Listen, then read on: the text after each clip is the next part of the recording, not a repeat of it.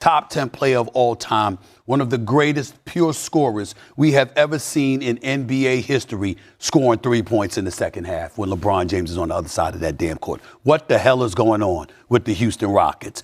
So Stephen A. Smith just went nuclear on the Houston Rockets' organizational failures, and he's absolutely right about everything. We're breaking down Durant's mysterious second half collapse, Houston's inexcusable point guard situation, and why this exposes years of poor roster construction. Let's dive in. And the reason I'm going to go to the route of Kevin Durant is because whatever I would to say about LeBron James today, I would have said about LeBron James the game before that and many, many games throughout this season. I think that even though Michael Jordan will always be my GOAT, LeBron James has made the greatest case for GOAT status this year because of the exceptional play that he's put forth at age 41 in his 23rd year and repeatedly doing whatever it takes. Quick correction, LeBron is actually 40, not 41, but the broader point stands perfectly. This Durant comparison cuts deep because we're watching a top 10 all-timer completely vanish when it mattered most, while LeBron keeps delivering clutch performances at an age when most stars are retired. It's about a guy that's going to be on the Mount Rushmore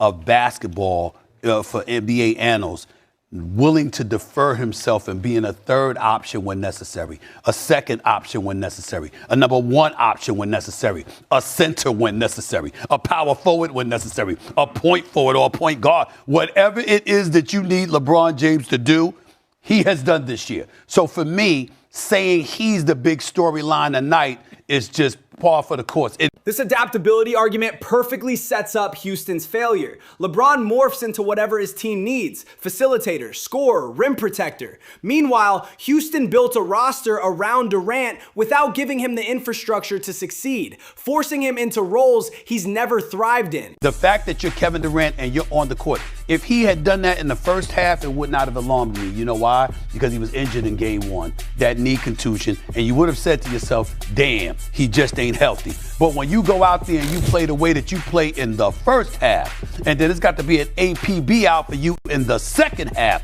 I got a problem with that. The numbers back this up completely. Durant shot 9 of 19 in the first half for 20 points, then went 1 of 5 for just 3 points after halftime. That's not injury management. That's a superstar crumbling under pressure when his team needed leadership most. The bigger problem, however, is with the Houston Rockets and management. As an organization, they need to be called out on national television right now. What the hell were you all doing not having a point guard? You lost Fred VanVleet before the season began, and numerous teams addressed needs as the season progressed. Losing VanVleet was entirely predictable. He's 34 and coming off his worst shooting season. Smart organizations saw this coming and acted. Portland grabbed Scoot Henderson. Miami traded for Terry Rozier. Houston just shrugged and hoped athleticism would solve everything. Game one of the season, remember this. They started 4 guys that were 6'11" or taller. You know you got size, you know you got athleticism, you know you can offensive rebound, you know you can be elite defensively, you're a top 6 defensive team in the NBA. You have everything. You even had a number 1 scorer in Kevin Durant. You know what you didn't have? A floor general. This organizational blindness is staggering. You can't run modern NBA offense without a floor general, orchestrating sets, calling out switches, and managing tempo. Size and athleticism mean nothing if you can't execute basic pick and roll coverage or late game situations. A guy like by the name of CP3 was let go by the Los Angeles Clippers. I don't give a damn if you had to sit up there and send everybody and their mother to go and pray on his doorstep. Instead, and listen on your knees and say, we need a point guard. Could you just need somebody to run the team? To make sure guys are where they're supposed to be, doing what they're supposed to do. Floor spacing is there. Floor generalship is there. Fourth quarters, we're not panicking. We're not turning the ball over. Chris Paul was literally available along with Dennis Schroeder, Russell Westbrook, and Monte Morris. Any veteran point guard could have prevented those fourth quarter meltdowns where Houston turned the ball over 6 times in crucial moments. This was completely avoidable. And now it's chickens coming home to roost because Kevin Durant, a scorer, got the ball in his hands. He's stretching his arms. He's asking for the ball. But he's not a guy that's running your offense. He's a guy that finishes for you. They didn't do this. And even the great Ime Udoka can't overcome that. Tillman Fertitta and management, they can't overcome that. You've got to go and get a point guard. Exactly right. Durant is a finisher, not an initiator. He needs someone else to get him quality looks and organize the offense. Even Phil Jackson couldn't win with just scorers. You need distributors, and Houston's front office completely ignored this fundamental basketball truth. They did not have it. The Lakers know it. You apply the pressure. There's little to nothing they can do about it. And as a result, they are down 2-0 in this series and on the verge of elimination in a first-round series. Nobody would have thought they were going to pull off before this series started because Luka Doncic and Austin Reeves was out. The Lakers exploited this perfectly by switching everything and forcing Houston's non-point guards to create. Without a true floor general, they panicked in crunch time, took bad shots, and couldn't execute basic offensive sets when the pressure mounted. We're looking at Kevin Durant. You're Kevin Durant. You're 7 feet with a 7'6" wingspan. You know what I'm saying? You KD Trey. You know, you the sniper. You can hit from three. You can hit from mid-range. You can hit free throws or whatever. 3 points.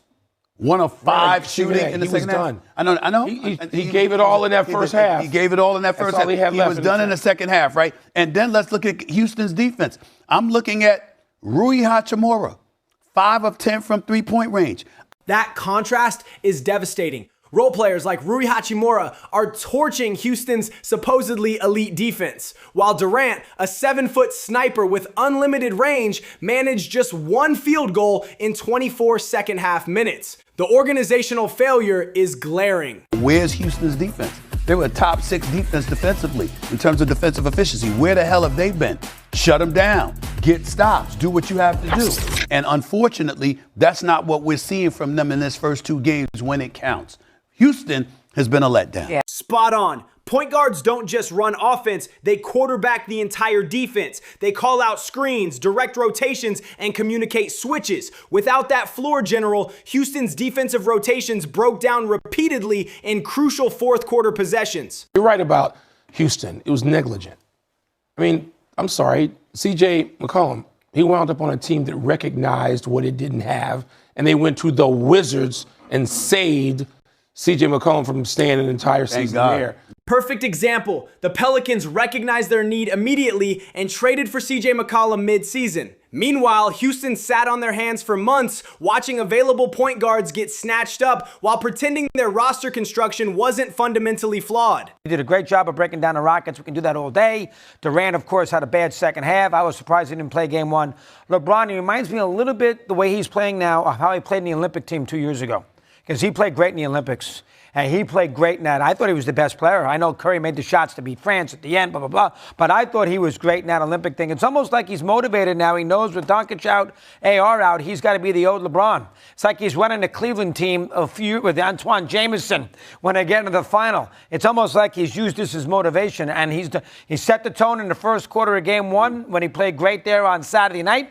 And obviously, he played very, very well last night, too. Cornette, all of a sudden, is Byron Scott making jumpers all over the place, scoring 20-something points back-to-back games. And the Rockets have played poorly, and the Lakers now in good shape. That Olympic comparison is brilliant. LeBron dominated against elite international competition at 39, proving he still rises to the biggest moments. Meanwhile, Durant has now had multiple playoff disappearing acts. This isn't an aberration. It's becoming a concerning pattern. We have never seen somebody be this great for this long in their career from start to finish. You want to give him GOAT status for something? Give him GOAT status from the standpoint there has never been anyone this good for this long. The other day on the radio show, I had people calling in. They brought up Djokovic in tennis. They brought up Serena Williams. They brought up people like that to compare to who has been that great, that long, et cetera, et cetera. This is what we're seeing from LeBron James. The longevity argument is unassailable. Federer dominated tennis for 2 decades, but LeBron's doing it in a more physical sport with younger, stronger athletes constantly entering the league. We're witnessing the most sustained excellence in team sports history.